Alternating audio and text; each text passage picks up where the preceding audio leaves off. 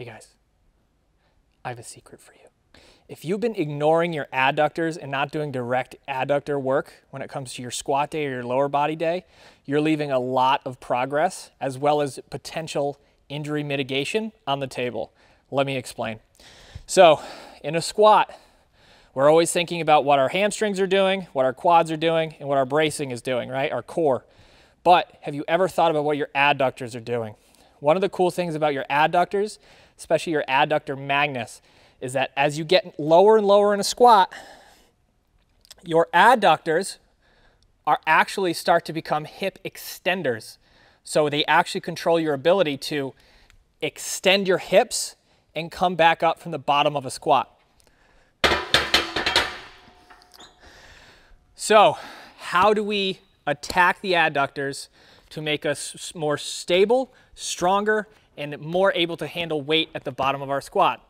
Well, one exercise can do all of these things. Let me show you.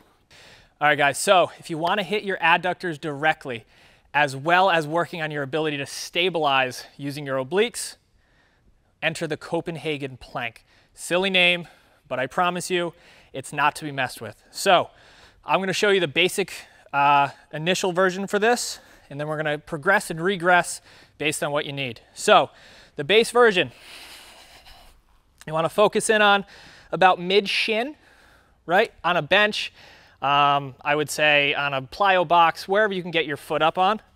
And what I want you to do is you're going to be driving that foot right into that bench, pulling yourself into position, and trying to create a straight line from your heel all the way to your head, all right? So from this position, you're working on your top leg adductors, specifically the adductor magnus, which is really, really helpful at the bottom of a squat, as well as all the other adductors that can help keep those knees and hips healthy. So that was your first foundational version of this. If you want to make it easier, what we do is we scooch closer to the knee. That decreases the length of that lever arm and allows you to get into a better position without compromising form and without hurting yourself.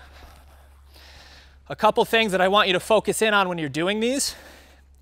When you're driving that leg in, if you feel any sort of pain in that adductor, stop.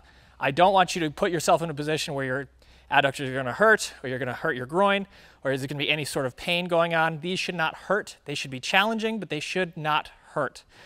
Secondly, if you're finding yourself really unable to stabilize well, think about squeezing your glutes through and really focus in on what your core is doing, right? Think about driving that elbow straight into the ground, getting those obliques involved, getting the lats involved, getting everything tight so all that force is going right through the adductor.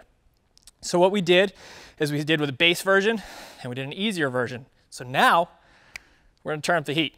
As we had mentioned before, when you're dealing with Copenhagen's, we're going to make sure that that lever arm is as long as it possibly can be. So now we're going to set up at our ankle. And now what you're going to do is you're going to draw yourself into that good position. And now what I want you to do, bring that other leg up, stabilize, and bring that hip down and squeeze. So a lot of things are going on here. Down, squeeze. You're going to start to notice the better and better you get at these, the more stability you're feeling in your obliques, right? In your core. See, one of the tertiary functions of the adductors, besides adducting your leg and providing a little bit of hip extension at the bottom of a squat, they actually are hip stabilizers. So their function is actually to help stabilize the pelvis. If you're squatting, if you're deadlifting, and you're finding you're getting groin pain, that could be a reason to look at your adductors and to make sure you're adding more work to them, because your pelvis isn't as stable as it could be. So your adductors, as well as your opposite side obliques, work together to, especially with if you're walking, if you're running, your adductors will actually work with your external obliques on the opposite side. If you want to look into that at your anterior oblique sling, feel free to look that up. But the fact of the matter is your adductors play a role when it comes to stabilizing your pelvis, which will help you be able to squat more, be able to deadlift more, and to be able to be healthier for longer. So, guys, try these Copenhagens out. They are the real deal, and you can do them for time, you can do them for reps, you can do them for breaths, whatever you want to do. But the idea is, if this is a weakness for you, put it into your programming, get some time with it, and what you'll find is that you'll get better and better over time, and that your lifts will feel better and better as you progress. So guys, thank you very much for checking this video out. Make sure to share it with everybody, like it, subscribe, do what you want to do, and we will see you in the next one.